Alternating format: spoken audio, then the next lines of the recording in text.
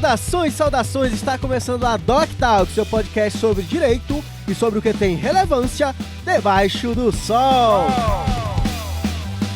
Eu sou o Luan Garcia e cuidado, a sua profissão pode desaparecer. Olá, eu sou Marcílio Guedes Dumont e eu vou te convencer aqui que o sucesso no direito está fora do direito. Perigoso. Oi, eu sou a Júlia. Eu ia fazer uma apresentação padrão, mas com o convidado de hoje não existe padrão. Ela copiou essa entrada, tá? Ai, foi, eu usei a ideia. Galera, geralmente quando se fala em avanço tecnológico, se tem um tom apocalíptico, se fala que os empregos vão acabar, que a máquina vai substituir o homem. O desconhecido sempre gera medo, sempre gera incertezas, o mundo está mudando e bem depressa, por sinal. E no nosso microcosmo jurídico não é diferente. Se por um lado se fala que o direito é uma profissão que vai acabar em alguns anos, por outro lado se fala que há pelo menos uma dezena de novas profissões dentro do direito que foram criadas nos últimos anos e que são pouco exploradas. E é sobre isso que falaremos aqui. Queremos te ambientar nesse novo universo jurídico, nessa nova advocacia 5.0, nessas novas profissões jurídicas e nas relações entre direito, tecnologias e inovações. Notificações! Obrigado por acompanhar o nosso conteúdo, nos siga no Instagram, @AdocTalkPodcast e assine o feed aí no seu agregador de podcast preferido. Basta clicar em assinar, seguir ou no coraçãozinho, vai depender do seu agregador. Sem mais delongas, vamos ao episódio de hoje.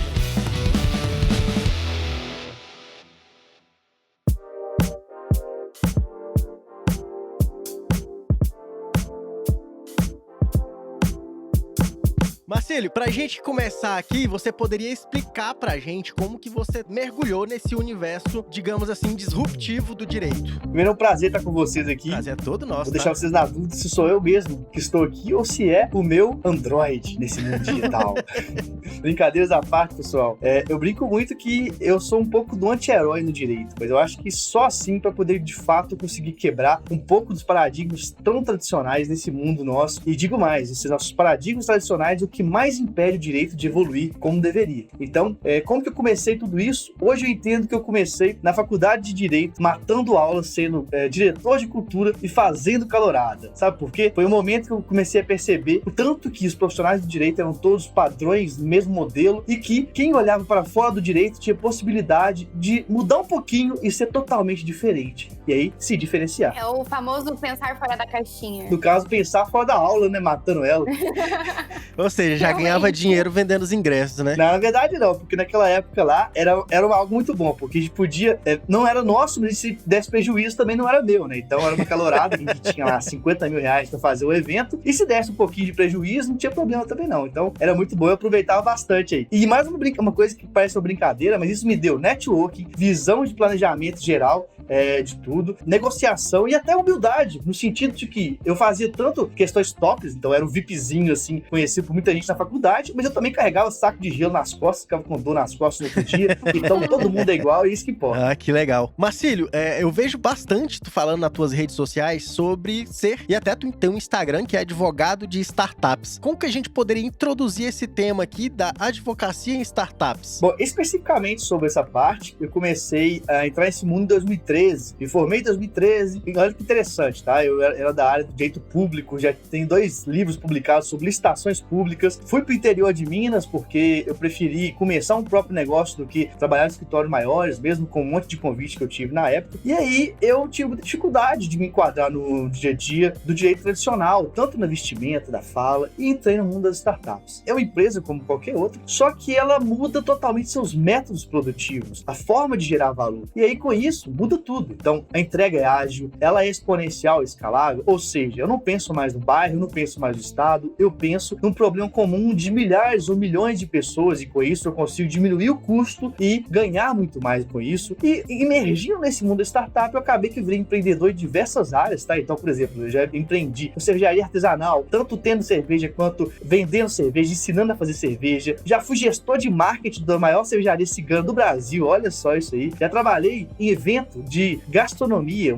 um dos maiores eventos de gastronomia de Minas Gerais. Eu sou sócio, coprodutor também. Isso tudo foi questões que me deu uma visão totalmente diferente do direito, que foi só aumentando talvez as minhas possibilidades. E eu gosto de dizer que eu hackeei o sistema. Enquanto a maioria estava pensando em OAB, eu estava aqui embaixo também e fui parar lá em cima, junto com pessoas muito conhecidas da OAB. Isso cria também um pouquinho de inimizade algumas vezes, né? Mas faz parte. Enquanto advogado, assim, como que dá para vender esse serviço de advogado startup? É muito similar à advocacia tradicional nesse sentido? A grande questão que muda muito, muita gente já fala, pessoas que não conhecem, criticam, mas é empresa como qualquer outra. E a questão que não é. O jurídico em si não tem grandes mudanças. Tem algumas mudanças, principalmente em documentações iniciais, até mesmo em dizer pro seu cliente, cara, não crie uma CNPJ agora. Ou seja, já vai um pouco diferente do que a maioria dos advogados falariam, né? A maioria dos advogados falariam, não, regularize a sua empresa, crie o seu CNPJ. Eu falo, não, valide o seu modelo de negócio, vai nesse jeito um pouco mais solto. Você não sabe se vai precisar fazer isso, vai criar uma série de formalidades que não precisam. Ou seja, resumo, o mundo das startups ele é diferente porque a dinâmica é totalmente diferente. Para algumas pessoas isso parece talvez um detalhe, mas não é. A roupa é mais tranquila, é mais informal. O linguajar não pode de jeito nenhum ser juridiquês. A dinâmica de conversa também é mais rápida. Então, muito se faz de parcerias ou até mesmo consegue investimentos em eventos, em bares, em brinco de hora bar é muito importante. E isso faz com que um advogado tradicional, com visão tradicional, quadradinho, não seja bem visto, porque ele é sinônimo de travamento. Ele é sinônimo de algo que vai me engessar. E o empreendedor pensa, não, esse cara quer me vender dificuldade, esse cara quer me ameaçar. É isso que o advogado faz, em geral. Ameaça o empreendedor, cara, se você não fizer isso, você vai se ferrar. A LGPD vai acabar com a sua vida, vai acabar com a sua história, vai roubar seu filho, vai comer seu hambúrguer. É quase isso, né? Tudo que puder ameaçar, as pessoas fazem. E eu gosto de dizer, não é esse o caminho. O direito não tá aqui pra ameaçar. O direito tá aqui pra ser, principalmente na parte de negócio, um centro de negócio, um parceiro de negócio. E aí, por isso que vem a minha visão. O sucesso do direito está fora do direito. Por quê? Como assim? Cara, eu não trabalho somente com a parte jurídica das startups. Eu estruturo processo de venda dentro dos meus clientes. Eu estruturo área de marketing voltado para a parte inovadora, ou seja, novas habilidades humanas. Então, eu sou um profissional, e é isso que eu busco ensinar para meus alunos, que o direito, entre aspas, é só detalhe. É só detalhe por quê? Porque é obrigação. Então, na verdade, é muito importante. Só que tudo que é obrigação não é diferencial. Então, nesse mundo aí de 1.200.000 advogados, indo para 1.300.000 advogados, e com a perspectiva de 2 milhões em 2030, se você souber só direito, você é só mais um. Você não tem diferencial. E aí entra até a visão daquele profissional em T, né, o T-Shaper, que é você tem que ter visões na horizontal mais vasta possível, mais áreas possível, e uma especialização na vertical. Então, por exemplo, você não precisa ser um advogado de startup, você tem que ser um especialista em fusões e aquisições, um especialista em societário. Não. Você tem que ter uma visão que eu chamo de dexialista, ou seja, cabeça de hiperlink. O que é isso? Você tem que conseguir conectar tudo com tudo, pessoas com áreas, com funções, com dinâmica, com tudo. Então, você tem que ser um gestor da agilidade de diversas áreas possíveis. É muito interessante isso, por quê? Porque a partir do momento que você consegue conectar tudo com tudo, no meu caso, eu me especializei nisso também, você consegue fazer fluxo de informações, fluxo de dinheiro, fluxo de oportunidades. Então, eu não preciso ser o cara que vou sentar para fazer um contrato, eu não preciso ser o cara que vou, sei lá, ir lá na junta comercial. Não, eu sou o cara que posso conectar todos os pontos, fazer a coisa acontecer, e aí eu ganho também de forma escalável. Entende a visão? E essa questão, na verdade, que você comentou, assim, de ser advogado de startup e pensar diferente e ter essa atuação dinâmica, eu acho que, assim, que deveria se aplicar principalmente com essa inserção tecnológica que nós temos hoje em toda a área do direito, né? A empresa, ela não precisa ter o advogado como uma obrigação, mas como um companheiro que vai traçar estratégia, que vai fazer a empresa crescer. Então, igual você falou aí, que eu gosto muito da LGPD, tô estudando bastante, e é realmente, não é falar, você tem que implementar na sua empresa porque ano que vem vai começar a entrar em vigência a questão de sanção e você vai ter que pagar isso. Não, né? Começa a implementar a Lei Geral de Proteção de Dados, então, para você começar a ter uma relação comercial com o exterior, para você conseguir crescer a sua empresa. Sim, não, e até digo mais para vocês, uma questão importante, um exemplo, você falou da LGPD, da proteção de dados aí. Eu enxergo muito como uma startup. Eu falo muito mais da questão de aumentar o valuation, vai valer mais, ou seja, vai botar mais dinheiro no bolso do empreendedor e não, tenha medo. Outro ponto, eu gosto muito de ver a LGPD como melhoria da UX, ou seja, da experiência do cliente. Quando você pensa que você está cuidando ainda mais do seu cliente, que você está entregando ainda mais para ele algo mais gostoso, e eu falo muito do direito gostoso, tá? E já fui criticado por isso, mas sim, o direito tem que ser gostoso. Eu tô aprendendo uns termos novos aqui hoje, mas é isso, direito gostoso. Aí você pensa, as multas e as punições da LGPD viram só detalhes, não viram o principal problema. Você se adequa, o privacy by design, privacy by default, é isso, não é você falar, cara, você vai se ferrar. Não, você vai valer mais, você vai vender mais, você vai atrair mais gênios para sua empresa, porque as pessoas mais jovens, que são cada vez mais gênios, eles valorizam sustentabilidade empresarial, ambiental, etc. Então é diferente, ao invés de pensarmos na escassez, que é a ameaça, você vai tomar ferro da lei. Não, é a abundância, é o que você vai ganhar mais com isso. Por isso, o advogado só consegue ter essa visão se ele pensar fora do direito.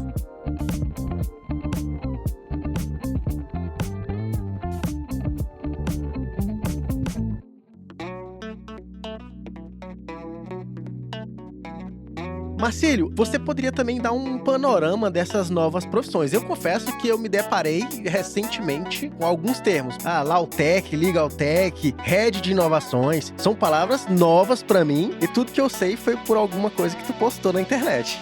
Fantástico. Eu brinco muito que, é óbvio que é uma brincadeira, mas eu falo que sou muito o cavaleiro do apocalipse, né? Que é o cara que vai quebrando as barreiras, mudando a cultura do direito. E é óbvio, eu sei disso, vou ser muito criticado, eu incomodo muito o status quo. E todo o sistema, ele cria mecanismos de acabar com a mudança. Porque você imagina, aquele advogado tradicional que cresceu sob diversos parâmetros, de repente alguém fala que nada disso vale, e como eu falo muito, não que eu desrespeito a OAB, eu faço parte da OAB, mas eu digo, hoje o importante não é você ser membro de OAB, não é você entrar no cargo público, é você entregar resultado. E aí a galera que cresceu pensando naquilo, custou chegar lá eu sou presidente, não sei o que do OAB, custou chegar ali, chega um cara mais novo e fala que, cara, isso não importa, isso realmente é complicado, né? Mas eu digo que a prática é assim. Eu tô com meus 30 anos aí, 7 anos de formado, não tenho mestrado nesse momento, tá? Tenho até que terminar o meu. O que acontece? Eu escrevo ao lado de doutores, pós-doutores, as pessoas mais conhecidas das diversas áreas me convidam para escrever. Aí tem evento, por exemplo, um evento de inteligência artificial, os melhores do Brasil que teve, eu tava ao lado de um cara que é pós-doutor, no mesmo nível, coordenando um grupo de estudo. Ou seja, eu tava lá, não que esse pós-doutor eu estivesse por isso, mas eu não tava lá por título, eu tava lá pelo que eu faço. E eu falo isso para todo mundo. Se eu consigo fazer, vocês também conseguem fazer, porque não é título, é execução. E aí, voltando a falar das profissões, eu fui um dos primeiros heads de inovação do Brasil, né? Na época, eu estava no escritório de mais de 500 advogados, e eu virei sócio desse escritório muito novo. Normalmente é muito difícil isso, não era associado. Eu era sócio da área nacional do escritório de 500 advogados. Eu fui convidado para isso. Mais uma vez, eu brinco que eu hackeei o sistema, então ao invés de ficar anos dentro do escritório grande para poder galgar uma posição maior, eu fui convidado, simplesmente cheguei lá em cima, eu era o mais novo de todos, e dentro dos sócios, realmente, alguns até tinham dificuldade de entender o que eu tava falando, porque era muito diferente pra eles. O que esse moleque tá fazendo aqui? O que esse moleque tá fazendo aqui? Eu entrei como sócio nacional de direito das startups. Só que lá dentro, eu falei, cara, eu também preciso fazer algumas mudanças internas. Eu sabia da ideia do Head de Inovação, porque meu foco de pesquisa sempre foi muito nos Estados Unidos, porque eu percebi que o mercado jurídico no brasileiro, ele sempre pareceu muito com os Estados Unidos, tá? E é muito parecido. As inovações chegam lá primeiro e depois vêm pra cá, e claro que tem diferenças de intensidade, pela diferença dos nossos sistemas jurídicos. Mas lá já tinha Head de Inovação, já tinha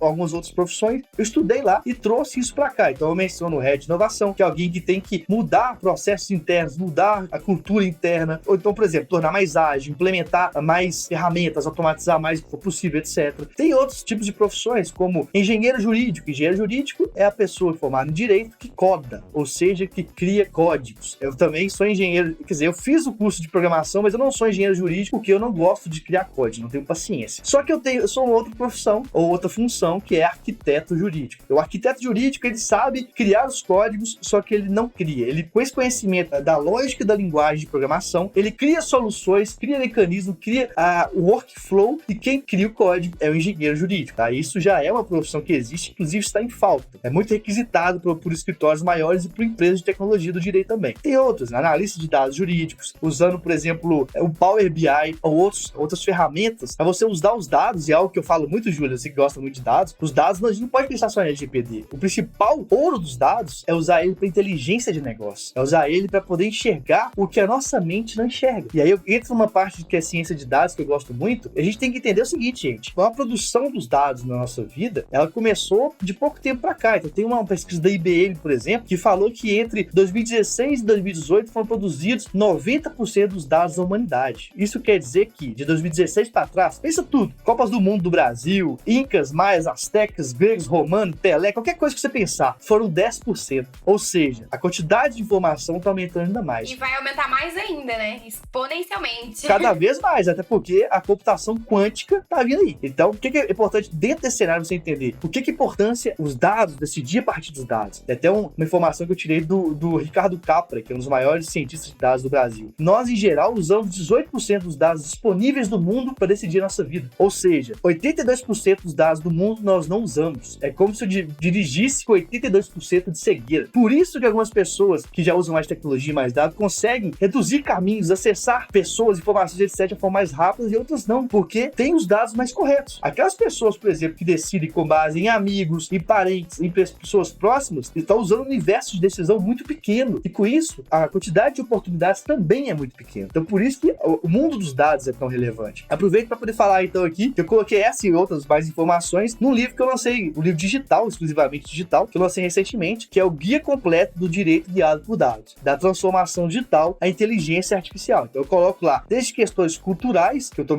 conversando com vocês aqui, até questões mais tecnológicas, relacionadas também ao Big Data, a própria inteligência artificial, para a gente entender em que nível a gente está. Por exemplo, nós chamamos de inteligência artificial fraca. Nós estamos num nível baixo de inteligência artificial. A gente vai chegar numa outra que chama de geral, e depois a gente pode ser que chegue numa super inteligência, aí já é uma outra época, talvez que os robôs sejam mais inteligentes que a gente, mas aí é só um panorama geral. Esse é o cenário apocalíptico que a maioria das pessoas temem, né? Sim, mas eu acho que a gente não tem que temer. Pelo contrário. Eu também não, porque depois da colheitadeira, ninguém quis voltar pro canavial. Sim. Realmente. Sim, não, e não é só isso. Aí vou fazer um gancho, tá? Sobre o livro Advocacia 5.0. O que é grande questão? A tecnologia, ela vem pra fazer com que nós sejamos mais humanos, e não pra gente ficar aprisionado. Então, tudo que é repetitivo, tudo que estressa a gente, é pra ser feito pela tecnologia. Entenda isso. A grande função do Big Data, ou do Big Data, porque por mim a gente pode aportuguesar, sabe o que é? É criar o Small Data. A grande função de muitos dados é criar poucos dados. Precisos. Mas os poucos dados que de fato nos levam para os caminhos corretos. É verdade, eu acho que essa questão ela é bem interessante, até porque assim, eu não enxergo a tecnologia como um problema. Na verdade, ela é mais uma solucionadora de problemas, e que, óbvio, as pessoas elas têm que passar por um certo período de adaptação, mas eu acho que talvez nós, como os entusiastas desse direito e tecnologia, temos o dever, né, de tentar passar para as pessoas que não, a tecnologia não vai roubar seu emprego, você não vai ficar sem emprego e você não vai ser prejudicado. Ao contrário, você só está sendo beneficiado por uma coisa que talvez você passaria o dia fazendo,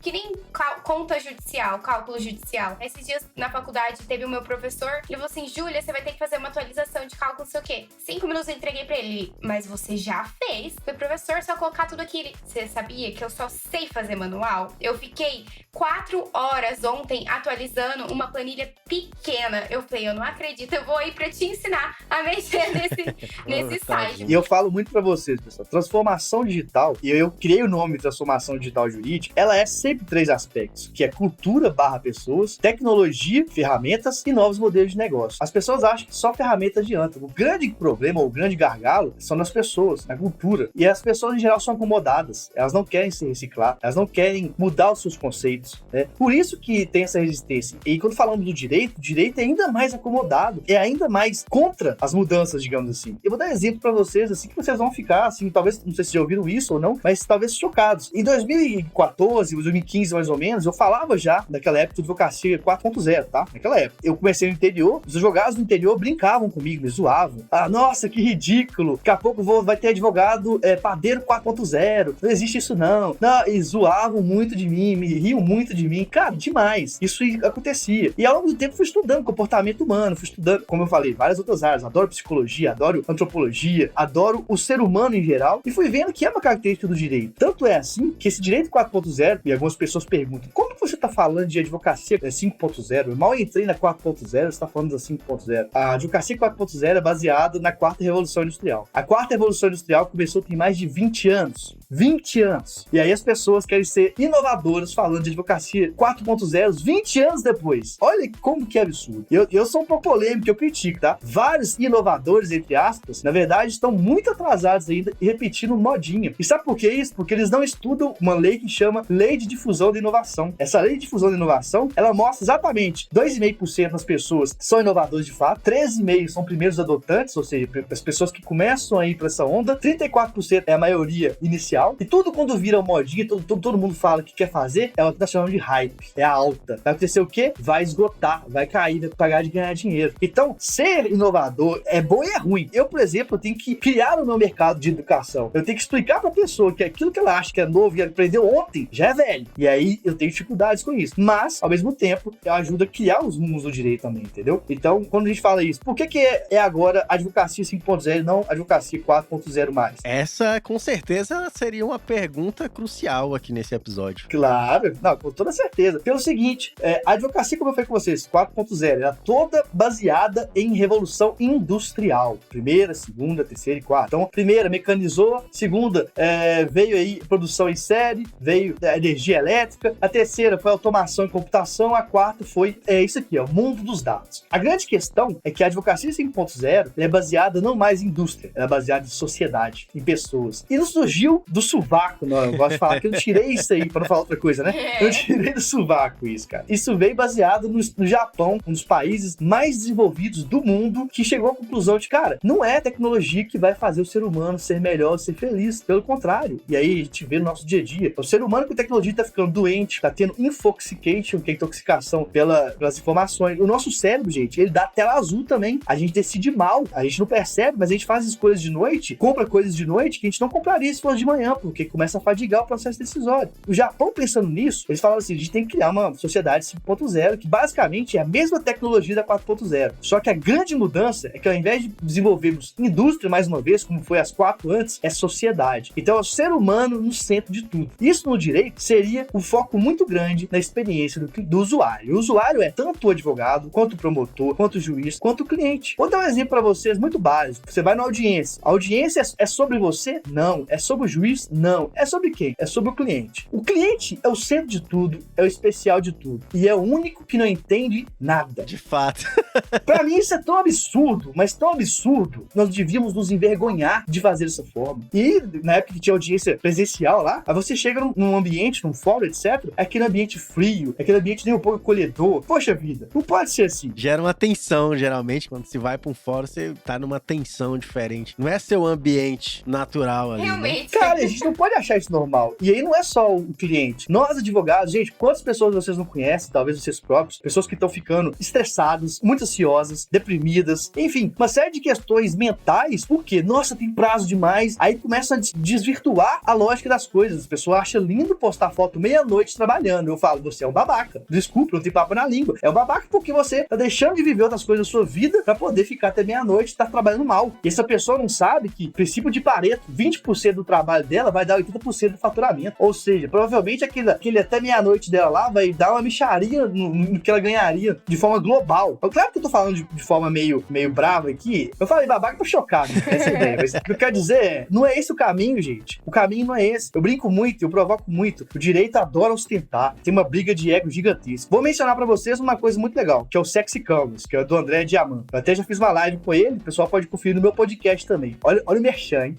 Mas o Sexy Canvas fala que todos nós, seres humanos, nós somos movidos pelos pecados capitais, tá?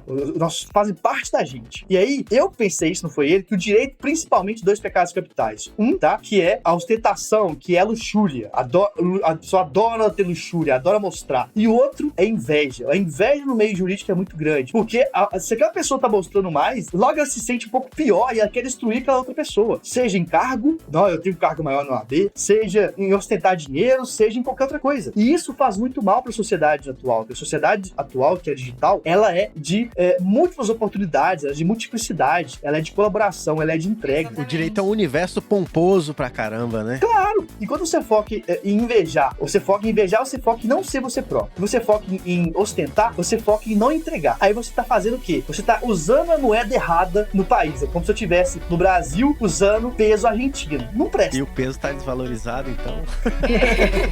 É bem isso mesmo.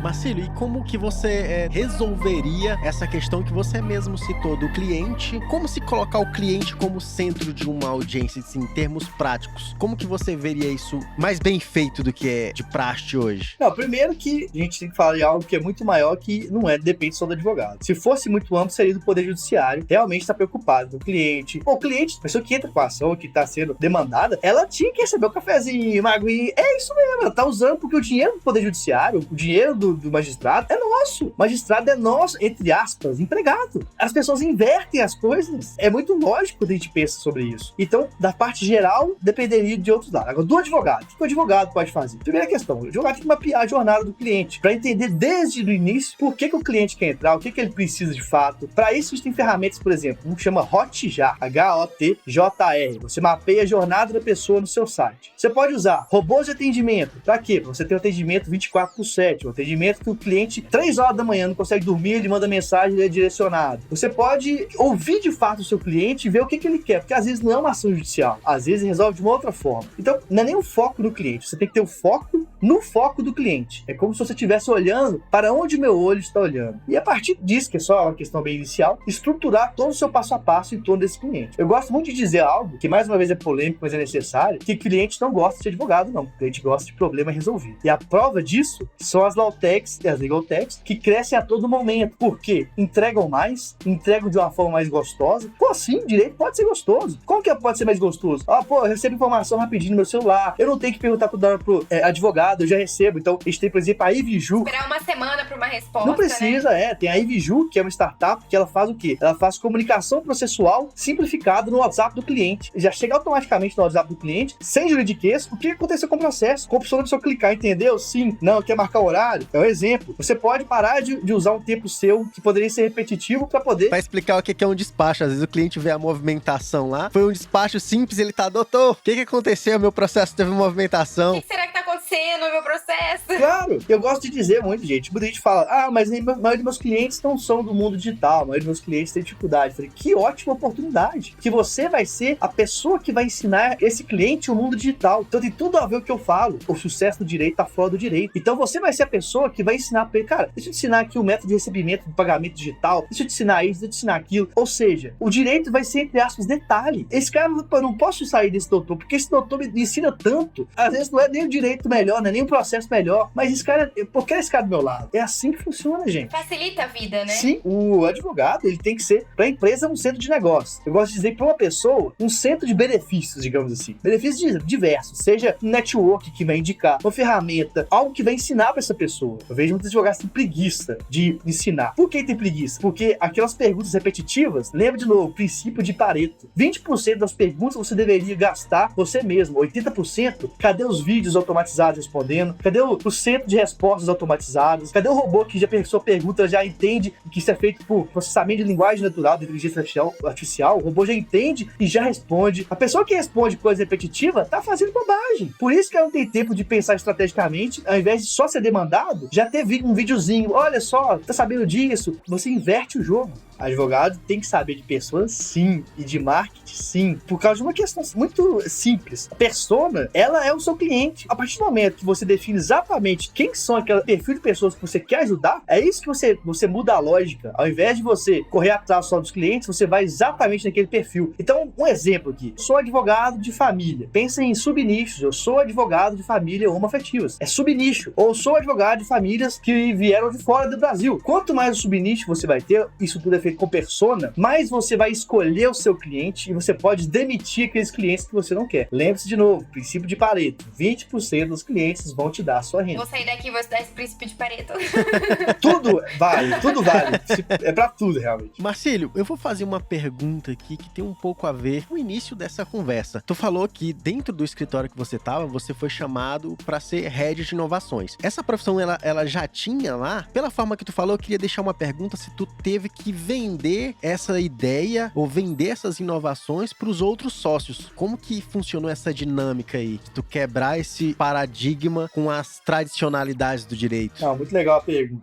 Lá não tinha isso, na verdade, eu entrei, não, e eu era um sócio da área de direito das startups, só que como era um escritório muito grande, eu realmente precisava ficar a parte comercial. Eu não tinha que ficar fazendo contratos, eu não tinha que ficar fazendo documentos. E aí, sempre gostei de ver a parte cultural. Eu falei, cara, seria legal alguém aqui também para ajudar a inovar mais os processos internos. Porque é um escritório com muita tecnologia, realmente ele é muito notável nisso, mas podia mudar muita coisa de inovação, podia mudar algumas coisas internas de inovação, e inclusive a gente vendia esse tipo de inovação para o cliente. A gente implementava transformação digital em departamentos jurídicos. Eu tive que conversar com, não é nem sócios, os donos maiores, né, digamos assim, tem o vice-presidente e o presidente e os outros sócios, que são os sócios nacionais. O vice-presidente e o presidente gostou, falaram com os outros sócios, eles gostaram, e aí eu fui fazendo meu trabalho, mas sim, não era fácil, porque a partir do momento que eu tinha que tirar as pessoas da zona de conforto, existia uma dificuldade. Então, a partir do momento que eu falo, cara, faz isso, isso e isso. Ah, tem que prospectar cliente, como que eu faço? Cara, vamos criar aqui o processo de venda, vamos criar uma área de pré-venda. Teve essa resistência realmente com relação a isso, mesmo sendo um lugar extremamente inovador e extremamente tecnológico. Eu não tô falando de um escritório arcaico, não, é extremamente inovador. Foi aí que eu percebi que o direito realmente, ele é muito conservador. E aí, talvez você esteja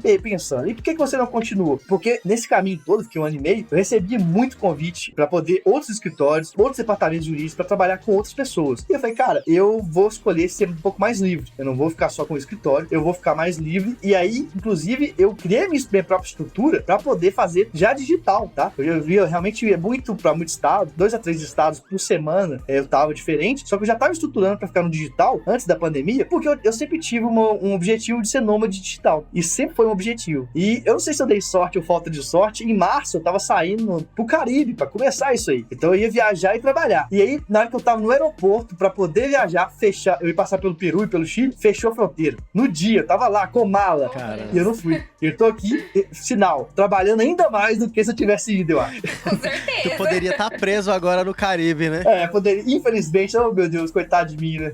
Ia ser uma pena, não é mesmo? Mas brincadeira à parte, eu falo isso pra você, gente, por quê? Porque eu carrego essa bandeira também que o direito pode ser diferente. Como eu não trabalho com processo judicial, como eu trabalho com consultoria, mentoria e implementações gerais que não são processos, eu sempre insisti, gente, vamos fazer digital, vamos fazer online. E agora eu acho que a pandemia, nesse sentido, ajudou, porque as pessoas estão acostumando a fazer tudo digital e acabando o risco de saúde, né? E o pessoal aceitar a gente em outros países também que tem isso, eu acho que eu vou dar uma viajada por aí, mas vou continuar trabalhando também. Ninguém vê a hora, né? Então, se tu tava tentando vender algum projeto pra alguém, a pandemia com certeza facilitou tua vida. Porque muita gente não sabia o que era transformação digital, inclusive do direito. Um exemplo pra vocês muito claro. Fiz uma pesquisa no Amo Direito, né, que é o maior Instagram jurídico da América Latina, e aí eu perguntei, você sabe o que é transformação digital? Só se sabe, não se implementa. 90% das pessoas, de mais de 2.000 que responderam, falaram que não sabiam. 10% sabiam. Falei, é um oceano azul, né, porque ninguém explora, mas eu tenho que educar todo mundo, porque ninguém sabe o que eu tô falando. Tu tem que esquentar o público, né? Tem que esquentar o público. E depois eu falei, outra pesquisa, você sabe o que é startup? 75% não sabia. Meu Deus. E 25% sabia. Por isso que eu falei, óbvio não E é foi óbvio. Startup aí já complica. Isso, o óbvio nunca é óbvio. O óbvio nunca é óbvio. E isso, por isso que a gente tem que perguntar pro nosso cliente. E aí com essa pandemia surgiu uma coisa que foi muito interessante. Muita gente começou a querer falar um pouco do que eu falava, mas sinceramente não deram conta porque não tinha base. Eu tô aqui nesse mundo tem mais ou menos 7 anos. Eu tô no mundo digital mesmo, introduzindo, implementando, tem 7 anos. Então eu já dei muita carada, já achei que era uma coisa e era outra. As pessoas estão entrando agora e querendo. Não tem problema, não tem esse negócio de a minha experiência conta, não é isso. Mas tem muito conteúdo acumulado por trás aí, entendeu? Então não é tão simples assim, mas também não é impossível. Cara, esse universo do arrasta pra cima tá perigoso no Instagram, né, cara? Porque a galera pega o conteúdo ali, aprende com alguém e em uma semana quer vender o mesmo conteúdo da mesma forma. Sim, isso é. Chega até a ser engraçado, né? É verdade, você pisca e já tem 5. Mas faz parte também. É a mesma questão da LGPD, gente. A LGPD é o novo direito digital. A pessoa que queria ser moderninha, direito digital. Agora a pessoa que quer ser moderna é DPO. Pior que é verdade. Mas não tem problema em ser DPO. Só que a lógica é sempre a mesma. Se você ficar aí pensando igual todo mundo, você é mais o mesmo. Pô, seja um DPO de metodologias ágeis com user experience e que sabe, sei lá, bater palma em ritmo diferente. Enfim, faça algo que ninguém faz, Soft cara. skills. Mas é isso. Você não pode pode ser mais do mesmo. Uma coisa interessante para todo mundo entender, eu gosto de falar sempre, paradigmas analógicos antes da internet, paradigmas digitais depois da internet. Se antes ser igual, ou seja, mais do mesmo, padronizado, era o bom, aí tem até aquela música do Pink Floyd, né, que tem Another Brick in the Wall, que todo mundo andando igual assim. Hoje, quanto mais diferente e autêntico você for, melhor. Mas você vai se destacar. Você vai receber crítica também. Rock Balboa, o que importa não é o tanto que você bate, é quando você aguenta apanhar. Cheio de citações engraçadas aqui. E essa questão, na verdade, quando se trata de redes, ela é bem massiva, né? Porque consigo identificar nessa internet, assim, por mais que às vezes você esteja fazendo sucesso e você está no caminho certo, tem pessoas que talvez criticam não só pra construir alguma coisa, porque existem críticas construtivas, né? Mas existem críticas, assim, que são maldosas, só no sentido de te desestimular, né? Com outras intenções. Então, eu acho que as pessoas que se inserem nesse meio, elas têm que ter também a questão do psicológico, né? Sim, e é um recado aí, ó, que eu sempre brinco. O recado pra quem gosta de me ouvir, que gosta de me criticar. É um segredo, vocês não sabem não, mas quanto mais me cutuca, mais eu ganho energia. Eu brinco que eu sou igual o Coringa. Eu gosto do caos, às vezes. Porque o caos reformula os padrões. Então, eu não tenho nenhum problema com isso. O segredo do sucesso nas redes sociais é ter hater. Claro. Sim. Eles são os que melhoram teu algoritmo. Eles melhoram teu algoritmo. Eles comentam. Eles vão lá. Não dá pra dar dislike. O algoritmo, ele não lê como algo ruim. Ele lê como alguém que fez uma interação. Sim. E é um público fiel pra caramba. Não, cara, e é legal você falar isso porque eu uma vez postei falando o direito tinha que ser gostoso. Talvez eu tenha errado na bola. Eu botei lá um homem e uma mulher de roupas íntimas, mas o pessoal caiu. O pessoal caiu no pau em mim, ficou bravo, etc, etc, etc. E aí, vou fazer uma stories aqui. Eu falei, gente, eu tenho que agradecer cada um de vocês aí, os haters, porque vocês estão me dando dinheiro. Porque se você não sabe, aumentou a minha visibilidade muito. E visibilidade no Instagram é caro, custa dinheiro. Caro. Então vocês estão me dando dinheiro. Muito obrigado. Falei assim ainda. A galera ficou mais brava ainda. Só quem já tentou patrocinar um post no Instagram sabe o quanto custa. Pois é, não é barato. O retorno, né? Não é nem a impressão. A impressão é barato, o retorno que é caro. Mas aí é o famoso ROI, retorno de investimento. Aí, mais um ponto. Tudo é dinheiro guiado por dados. KPI são métricas, mas são métricas-chave, digamos assim, né? O que é interessante? Será que importante são métricas de vaidade? São curtidas? Ou será que é pessoas que te compram, que te compartilham e gostam da ideia? Então as pessoas têm muita métrica de vaidade. Esse perfis aí de Instagram que tem muita curtida. Não ganha um centavo. Eu te falo, eu ganho muito dinheiro com o Instagram, com o LinkedIn, com rede social. Ganho muito dinheiro, sim. E nem sempre eu tenho mais engajamento curtido que muitas outras pessoas. Com LinkedIn? Sim. Com LinkedIn é novidade pra mim. Cara, meu LinkedIn, eu tenho lá mais de 30.700 seguidores no LinkedIn, tá? Caramba! E o LinkedIn é uma rede extremamente corporativa. Sim, de fato. Então, aí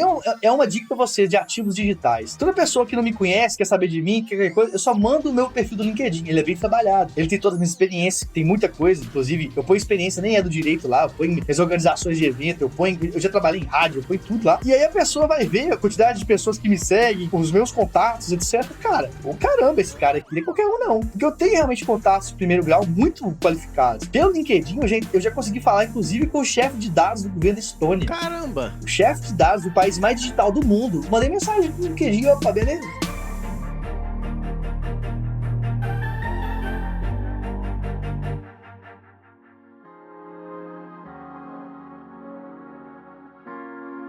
Geralmente eu vejo a galera do marketing falando sobre o oceano azul. Tu fala que essas novas profissões, elas são, de fato, esse oceano azul pelo fato de ser pouco explorado, ter pouca gente desenvolvendo essas profissões. E até tu que tá um pouco à frente disso aí, tá tendo que esquentar público, né? Esquentar público é explicar o que são inovações, explicar o que são, fomentar esse tipo de conteúdo. Mas como que a galera pode mergulhar nesse oceano? Como que as pessoas podem não só ter contato, como elas estão tendo aqui, estão descobrindo que existe esse oceano, mas como que elas podem obter mais conhecimento a ponto de se tornar ou especialista, mas que elas possam conseguir ganhar dinheiro de fato com isso. Legal. Primeiro ponto, cara, que você mencionou que vem do marketing. Vem do marketing, é muito mencionado no mundo das startups. Um dos casos mais conhecidos é o Cirque du Soleil, né? A gente fala de curva de valor. Eu não vou explicar o que é longo, mas é basicamente você se diferenciar das pessoas mesmo.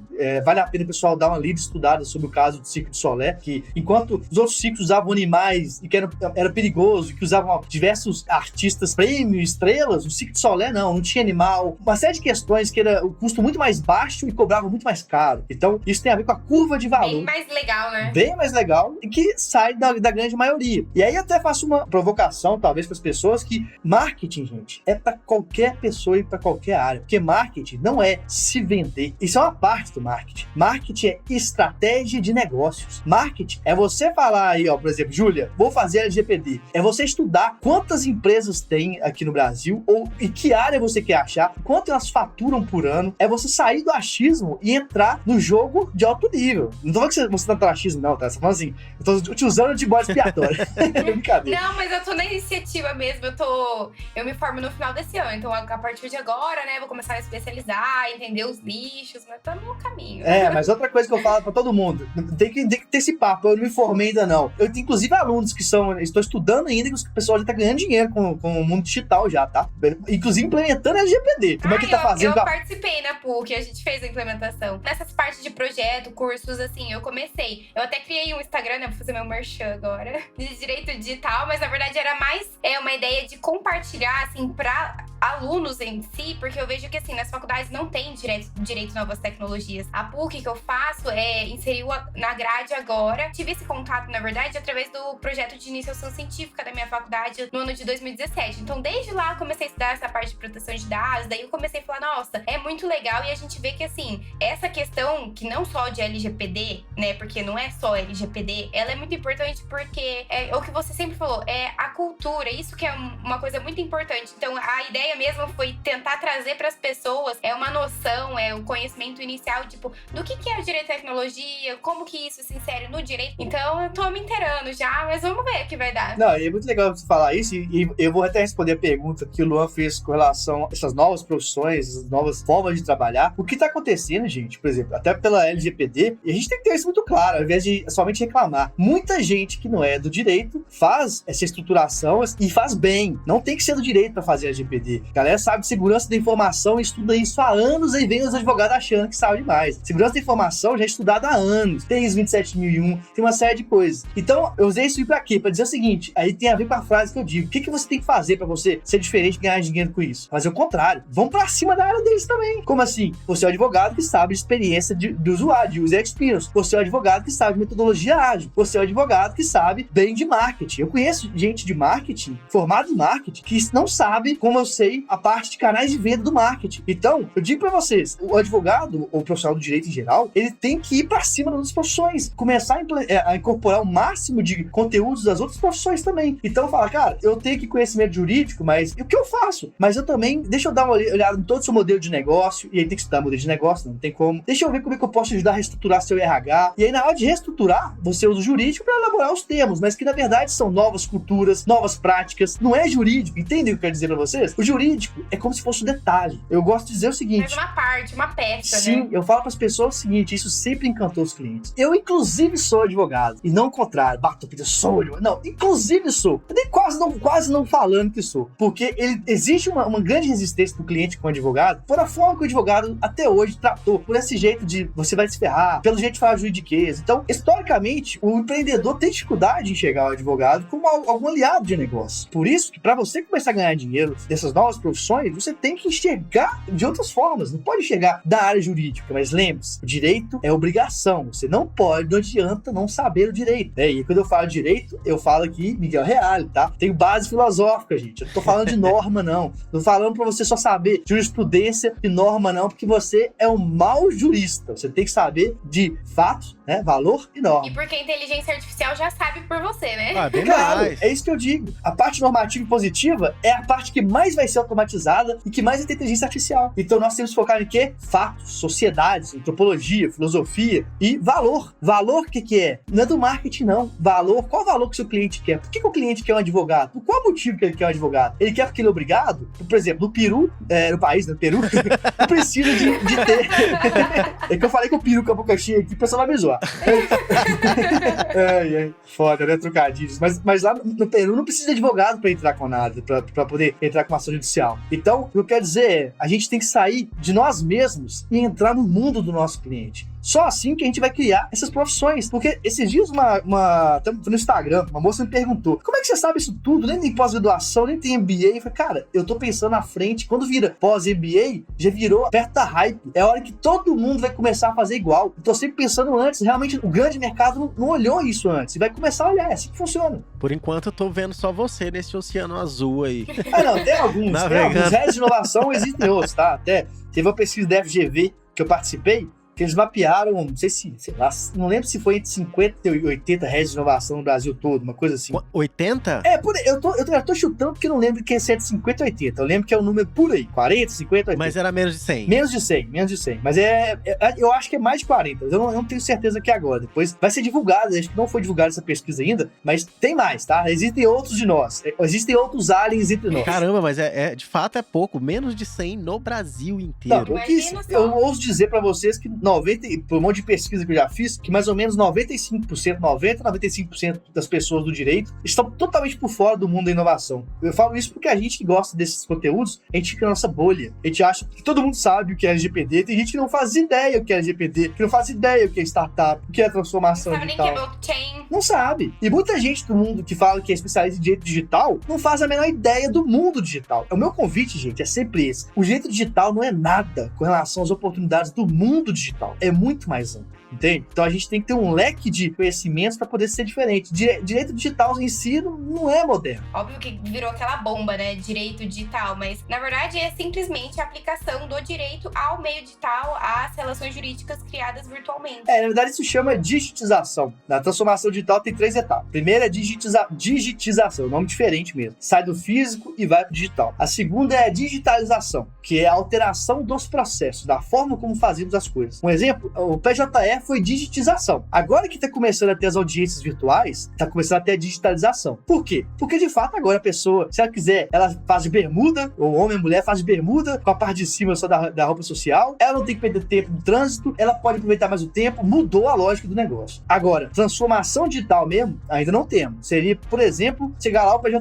ter o seguinte, você tem tantos caracteres para fazer essa petição. É isso. Você só tem isso. Você tem o campo de inserir, é como se fosse um post mesmo. Tem o campo de inserir aqui um vídeo, um campo de inserir não sei o quê, e tanto pra escrever. Então, acabou a encheção de linguiça. Toda aquela formalização, Sim, eu sei que muita gente critica, eu sei que áreas como criminal, família, talvez seja mais difícil fazer isso, mas a maioria das áreas do direito são massa. Então tinha que ter uma área, é isso, eu quero isso, a pessoa disse isso, eu disse isso, acabou. É quase um Twitter aumentado. A minha visão tinha que ser assim. Eu ia comparar com o Twitter, que tem, 300 caracteres no Twitter, mais ou menos. Aí tinha que ser assim. Sabe por quê, gente? Eu até falei isso num livro meu, que é um artigo que chama Direito Dataísta, que tá num livro Inteligência Artificial e Processo. Eu analiso, né, o fato, valor e normas das mudanças da sociedade. E o valor da nossa sociedade hoje realmente é velocidade de informações. Então, até uma dica, nós somos mais relevantes quanto maior o fluxo de informações que nós privilegiamos. Não é mais o nosso título, se eu sou da OAB, se eu sou doutor, é o que eu privilegio de fluxo, o que eu facilito de fluxo. Aí temos vários exemplos, o Whindersson Nunes, a Boca Rosa,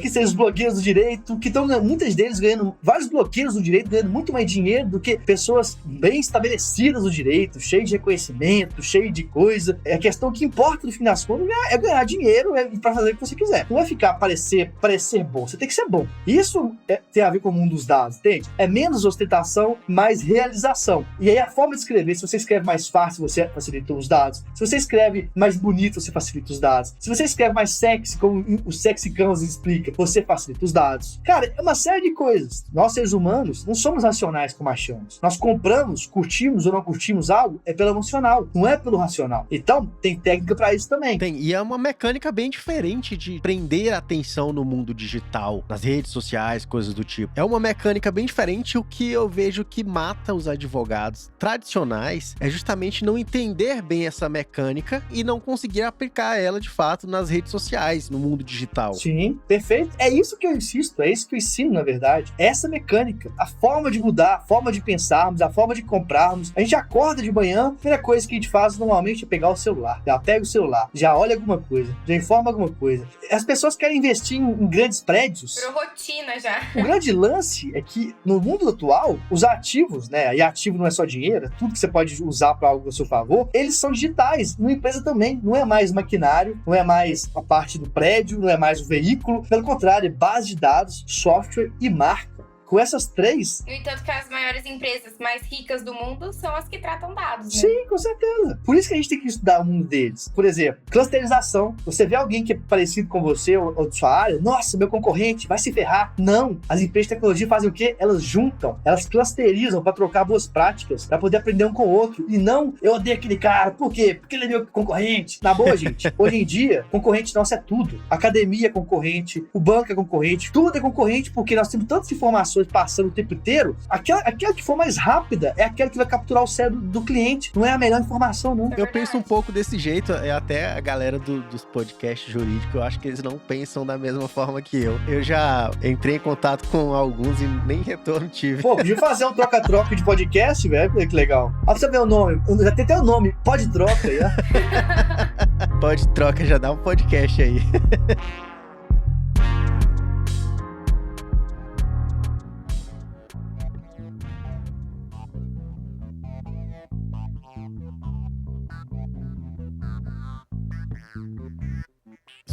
Sobre Lautex aqui do Brasil, eu queria que tu comentasse um pouco. Eu vi até recentemente um modo de resolução de conflitos do eBay que eu até achei impressionante, que ele implementou uma forma de resolver os conflitos. 90% dos conflitos dele eles resolvem sem uma intervenção humana. Tem as problemáticas lá e sem nenhuma intervenção humana, e 90% é um número maravilhoso, né? Os problemas estão se resolvendo. Eles estão conseguindo fazer isso de forma automatizada. E eu até vi algumas startups que tentam atuar dessa forma, resolvendo problemas jurídicos sem necessariamente criar processos jurídicos. E eu queria que tu comentasse um pouco também sobre esse universo aqui. A dificuldade realmente é democratizar essa visão, que é, para mim, a visão mais lógica do mundo. Eu falei com vocês que o valor da sociedade é velocidade. Eu digo que um processo que demora 3 anos, que não é muito, ele ofende a sociedade. Então, o processo desse tinha nem que existir.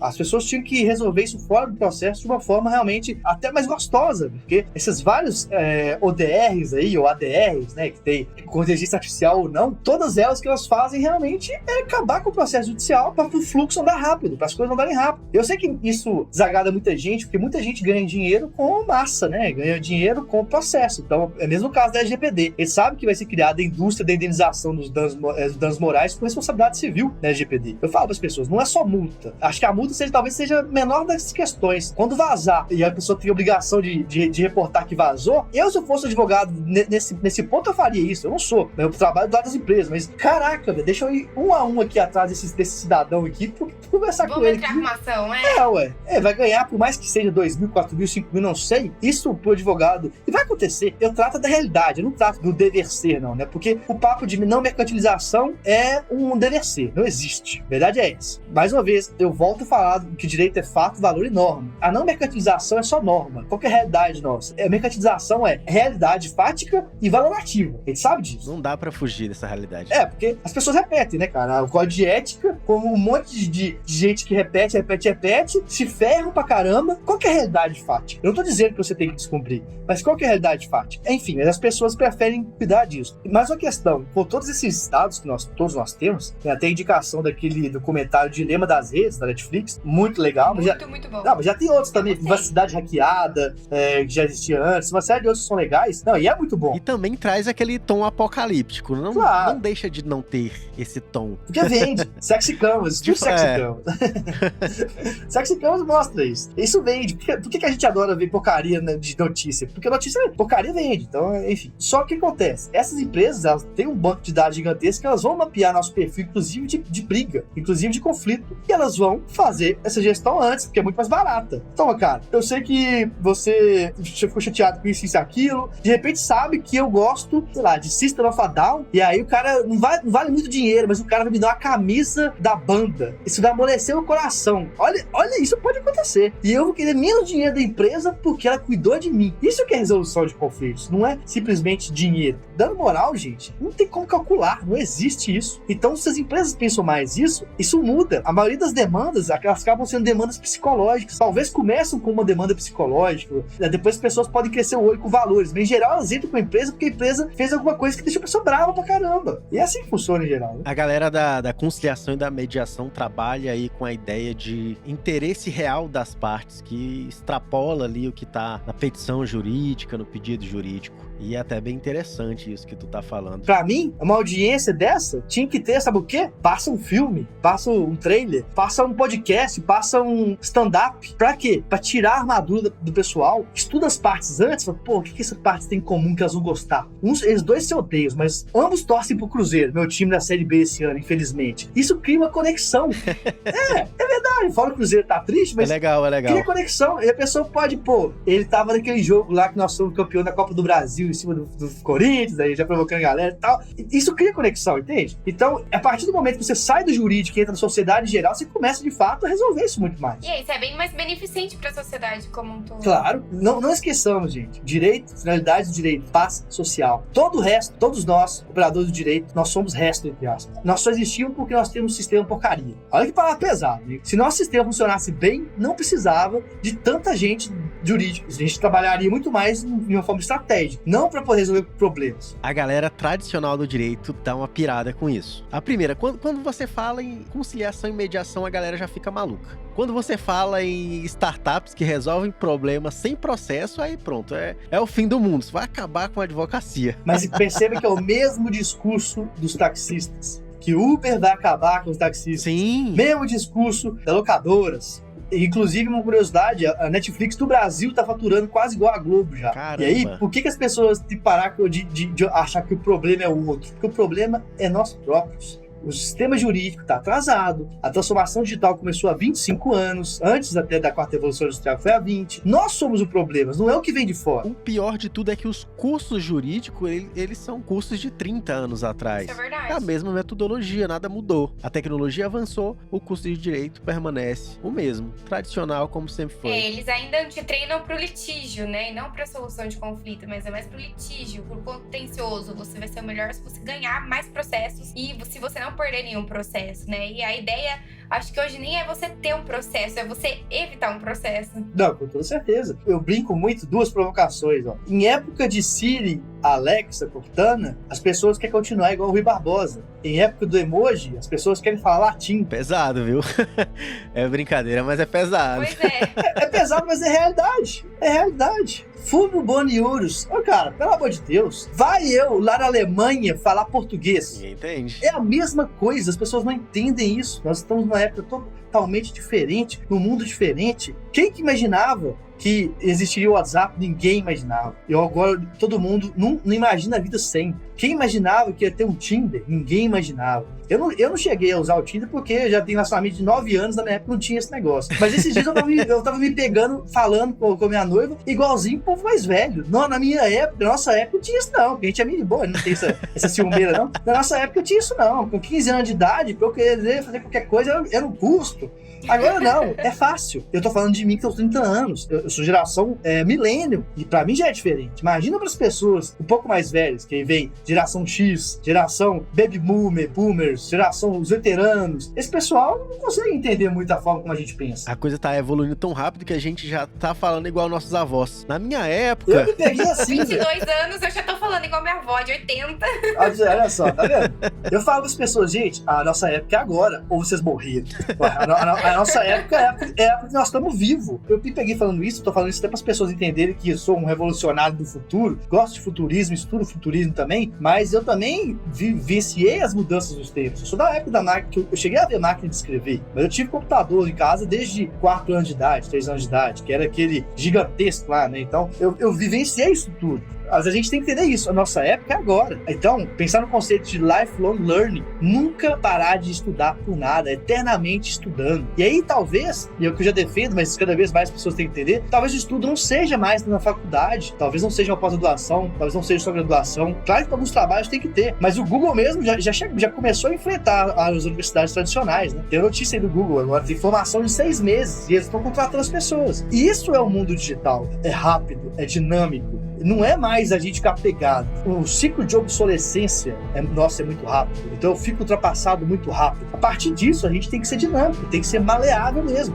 E maleável tanto no profissional quanto nos nossos princípios. Cara, o mundo é múltiplo, o mundo é plural. A gente não pode mais ter preconceitos com nada. Todas as pessoas que têm preconceitos são as pessoas que mais vão sofrer com os avanços da tecnologia. E isso é ser humano em geral, não tem jeito.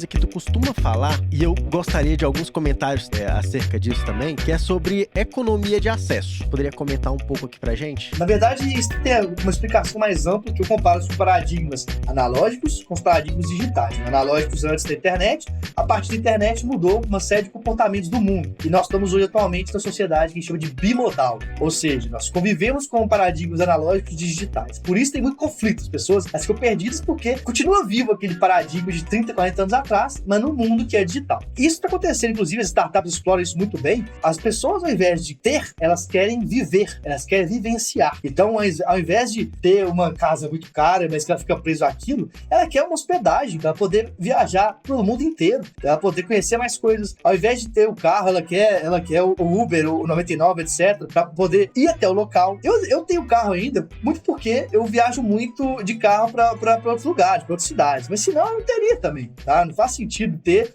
para poder botar na garagem e sair no final de semana, por exemplo. Até porque você sai pra trabalhar, nunca tem lugar pra estacionar, né? Santo Uber. Lotado e caro. Você preocupa com o seguro, você preocupa... Não sei se vai voltar ao novo normal, mas vamos sair pro happy hour, tô de carro aí, não vou poder. Quando você tá de Uber, você é do mundo. Você vai pra onde você quiser. Vai indo. Céu livre. Entende, gente? Hoje o mundo é de liberdade. Pra gente ter liberdade, quanto menos coisas a gente carrega, quando eu falo exclusivo, preconceito é uma dessas questões, mais a gente vai ter oportunidades pra enxergar. Uma das grandes coisas que me fizeram ter uma visão ampla de tudo é que eu já fui empreendedor da área de cerveja, já fui de rádio, já fui repórter de televisão, já tive com várias tribos. Exemplo, eu adoro rock and roll, mas eu adoro funk. Rapaz. O Maurício falou assim, nada mudou, eu lembrei na cabeça aqui, Papagaio é o Setor, que é um funk lá que é de BH, você vê, nada a ver. Adoro, gosto de Barões da Pisadinha, cara, tudo que você imaginar, eu gosto. E isso, essa ecleticidade, me faz entender o outro lado e não julgar, entende? Minhas definições de eclético acabaram de ser atualizadas. Funk e rock...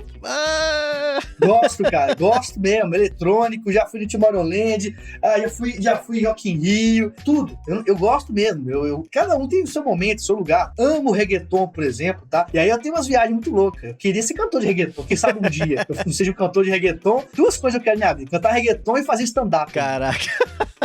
Vai ter que colar com os 4 amigos lá. Quem sabe, né, cara? De repente... Por que eu falo isso tudo, gente? Porque eu vejo que, em geral, os profissionais do direito, eles se põem numa caixinha. O sistema jurídico, a aula, os colegas, os professores. Você tem um monte de coisa diferente que você gosta. Aí entrou no direito, não posso mais pensar aquilo, não posso mais fazer aquilo. Mas eu acho que essa quebra de paradigmas de comportamento, da vestidura também que você tem que utilizar, das roupas, eu acho que... Só o pessoal do direito pra falar vestidura. Vestiduras. Já te fala, te deixa travado. A vestidura você põe, você fica... Não consigo virar, não consigo respirar. É isso. É quase uma capa do Batman com número a menos, né? A capa do Batman, que você sente super-herói, o ego infla, aí você já vira doutor. Eu era somente o Marcílio ali, ó. Tu ia tomar uma comigo. Agora eu virei doutor. Opa, agora eu sou doutor. Agora me respeita. Ó, bem aqui na sua cara, tá? Né? O pessoal já começa a fazer isso. Mais uma vez, não é pra brincar só, não. A autenticidade é uma grande arma do mundo digital. Seja você próprio, que você vai fazer sua própria legião de pessoas que vão te seguir e que vão entender e que vão, às vezes, ter você como referência. Por exemplo, uma coisa que eu gosto muito, fico muito feliz com isso. Várias pessoas falam comigo, cara, Marcílio, acho legal demais que você tá me liberando pra vida, pra eu chegar a outras oportunidades, pra eu ser o próprio. Esses dias uma aluna falou, nossa, que maravilha, por causa do Marcílio, hoje eu tô saindo com blusa sem manga. Eu tô com minha marquinha de biquíni mesmo, não tem problema, mas eu tô com blusa sem manga. Cara, isso é libertador. Por exemplo, você, Júlia, você sai sempre com blusa com manga toda cheia de coisa, aquele calorão bravo, a gente fica com aquela pizza no sovaco, como é que é isso? Não, eu sou bem desencanada com essas coisas. Até porque esse é meu pensamento, né? Eu não vejo que você realmente tem que se portar. Tudo bem que sim, né? Sou menina, adoro comprar roupas, a fazer os lookinhos. Mas isso sim é uma coisa que eu gosto, não porque é imposto, entendeu? Né? Porque eu acho que as pessoas buscam, até quando elas buscam até o advogado, é solucionar o problema. Então a cor da minha blusa, a blusa que eu tô utilizando, não vai mudar o resultado. Eu quero ser livre, gente. Muitas pessoas morreram, muitas guerras foram travadas pela liberdade. E a gente não pode deixar nossa liberdade de lado por pouca coisa, não. E aí eu volto a entrar no lado financeiro. Galera do direito, muita gente ganha aí R$2.000 pra ser associado. Ganha mal, não é um bom salário, mas tá lá, pagando pra ficar na pose. Isso tá errado. Isso é coisa absurda. Não pode ser assim. Ganha R$2.000 pra ser associado e usa um terno de 5.000. A conta não fecha. Pois é. Eu acho isso absurdo, cara. Eu acho isso absurdo. Ó, o profissional do direito tem que entender o seguinte. Ele fez direito, ele tem que transformar a sociedade e ganhar dinheiro. Se for fazer direito pra ganhar o mesmo que um vendedor de loja, nada contra o vendedor de loja. Mas o vendedor de loja não ficou 5 anos na faculdade. Não gastou dinheiro, não gastou tempo. Se for pra fazer isso, ganhar isso aí, melhor não fazer. Olha só, tu falou sobre a pompa do advogado, em ser doutor, coisa e tal, mas tem uma das profissões jurídicas que tu falou, que pra mim a pessoa já encarna no DNA de Deus, que é engenheiro jurídico. Olha só, essas duas palavras juntas. Já traz o quê? Você tem um DNA de Deus, é um engenheiro jurídico. Não, eu conheci muito isso, foi pela LoopLex também, né? Que lá que eu fiz meu curso de engenheiro jurídico, mas como eu falei, não gosto de fazer o código, então eu me qualifico como arquiteto jurídico. É justamente as pessoas que têm conhecimento do direito, mas entendem da programação, mas entendem da lógica da lei. Então é mais fácil a pessoa dessa construir soluções jurídicas, aplicativos, startups, automatizar respostas relacionadas à lei, relacionadas à jurisprudência. É muito mais fácil, entendeu? Não sei se é Deus, talvez os arcanjos, é o Lúcifer deles, né? Tu tem curso sobre essas áreas? Sim, eu tenho o Advogado de Startups, que fala que é o best-seller, né? Realmente não é um curso barato, mas é um curso que entrega muito. Então, eu tenho vários alunos. Às vezes, até me surpreende, eu brinco com eles. Tem aluno que falou, cara, na semana do seu curso, investiu um contrato de 20 mil. Eu brinco, cara, me ensina aí, você tá doido, você tá bem demais. Eu brinco com eles, mas, enfim, já há um tempo que eu ensino isso, tive várias validações que não só ensinei, mas ajudou o pessoal na prática. Tenho transformação digital jurídica, que é pra quê? Ensina um pouco a questão do head de inovação, ensina a pessoa mudar o workflow todo de trabalho dela, do departamento jurídico, das empresas, tem questões de futurismo, enfim, a transformação digital jurídica é um curso amplo para fazer a pessoa mudar totalmente a mente dela, dessas novas áreas e habilidades que precisa. E também tem o Direito Guiado por Dados, que é um curso explicando a lógica do Direito Guiado por Dados todo. Tem agora o livro digital, que é o Guia Completo do Direito Guiado por Dados, tá? A minha ideia não é ganhar dinheiro com ele, a minha ideia é democratizar o máximo de pessoas esse conhecimento. Eu fiz um livro que custa R$47 e tem 6 horas de bônus de aula, só pra você ter noção. Caramba, as 6 horas são em vídeo? Tô em vídeo, tá lá como bônus pra galera assistir. Vocês têm que entender, quanto mais conhecimento a gente passa pras pessoas, mais a gente vale. Ao contrário, não é esconder. As pessoas têm que entender que esconder conhecimento não gera abundância, gera escassez. Você deve compartilhar conhecimento. Uma dica que eu dou pra muitas pessoas é: façam coisas gratuitas em outras áreas também. Eu falei com vocês, eu já fiz gestão de marketing para a maior cervejaria cigana, com um valor barato, porque ninguém fazia. Eu fui lá de corajoso, ofereci, fiz e aprendi demais com aquilo. E eu já era advogado, já trabalhava com advogado, ganhava muito mais, mas eu queria experiência, entende? Tem até um livro do cara que já fez uma live, muito gente boa, que é Joseph Tepper, o livro dele, Anti-Carreira. Uma das partes fala assim: trabalhar de graça vai te deixar rico.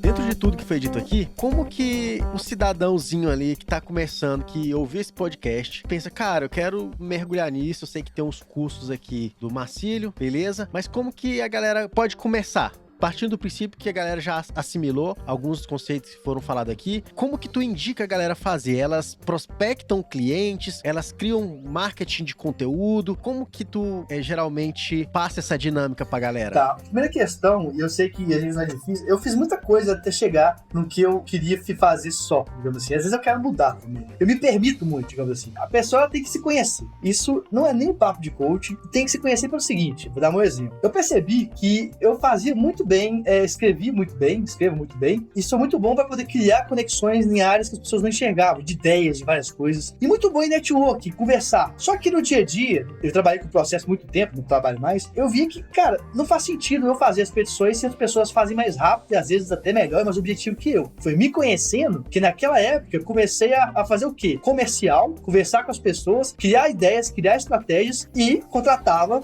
pessoas de acordo com demanda, né? Ao invés das pessoas reclamarem, nossa, tem tem muito profissional jurídico. Eu falava, que beleza, tem muito profissional jurídico. Pra eu contratar aqui.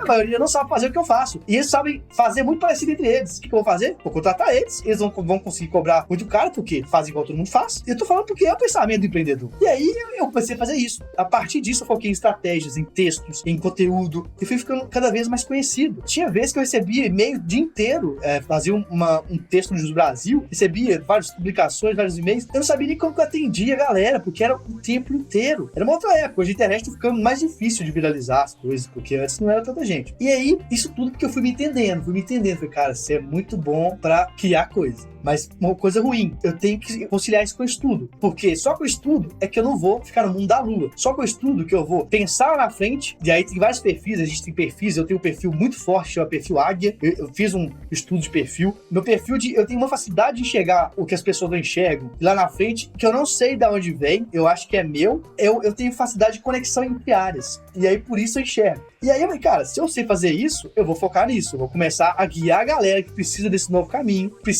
que não quer um direito tradicional, que não quer viver com processo, etc, etc, etc. Então, eu fiz a minha descoberta. Eu me descobri. Eu estudei muita coisa de programação neurolinguística. Até pra me conhecer, gente. Eu não tenho problema nenhum em falar isso, eu acho até legal. Eu sofri muito bullying quando eu era mais novo. Hoje eu entendo por quê. Porque eu sempre pensava diferente. Eu fazia diferente. Então, se a galera tava todo mundo com o tênis da moda, meus pais não davam o tênis da moda e eu ouvia Luciano Pavarotti. Cara, era muito nerd, então. Cara, era muito nerd, mas era muito protegido pelos meus pais. Isso era ruim. Eu quis empreender porque empreender é risco. Empreender é a zona cinzenta que as coisas acontecem, gente. As pessoas que estão preocupadas em ficar só no preto ou no branco, a gente sabe os lados, a zona cinzenta é onde tudo acontece. Você tem que estar dando caos. É onde as pessoas não sabem exatamente o que está acontecendo. É ali que as coisas acontecem. Mas pra você saber o seu papel ali, só se conhecendo. E é difícil isso daí porque a gente tem uma carga muito pesada de família, de amigos, de várias pessoas que fazem a gente, às vezes, acreditar que é uma pessoa que não é a gente própria. Então a gente tem que se conhecer muito por isso. Até meus amigos brincavam comigo. Falei, só você que acha isso, ninguém mais acha isso. Eu tinha certeza que eu tinha que fazer aquilo, porque eu estudava, porque eu tinha justificativo. Se eu fosse aquela pessoa, tá todo mundo falando que é isso aí, eu não vou fazer isso. Eu tinha parado, eu não tinha feito tudo diferente como eu fiz. Então, o primeiro caminho é se conheça, faça coisas que você tem vontade de fazer, e a partir disso você vai enxergando, vai vendo qual é o seu caminho. Eu acho que é por aí.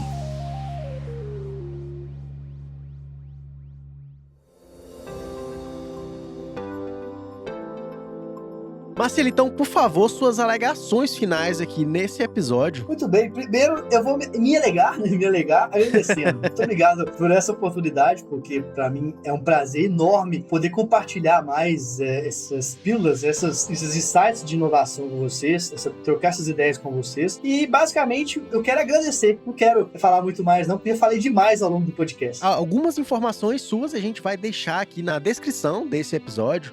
E-mail, as redes sociais, a gente vai deixar tudo na descrição desse episódio. Então, se você quer conhecer mais sobre o conteúdo do Marcílio Guedes, basta olhar na descrição desse episódio e procurar as redes sociais dele, que vai estar tudinho lá. Então, pera aí que eu vou quebrar o protocolo, que eu esqueci de fazer o merchan mesmo. Vamos lá, pessoal. Advogado de Startups no Instagram, @advogado de Startups. No LinkedIn é Marcílio Guedes Drummond, então pode se conectar comigo. E tem meu site também, que é www.advogadostartups, que tem muita coisa por lá, muito conteúdo. Fiquem à vontade de me usar.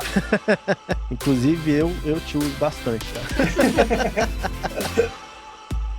Então, galera, muito obrigado você que nos escutou até aqui. Esse foi o nosso episódio com Marcílio Guedes e nossa co-host aqui, a Júlia. Muito obrigada, gente. Até mais. Tchau, gente. Abraço. Muito obrigado e faravel!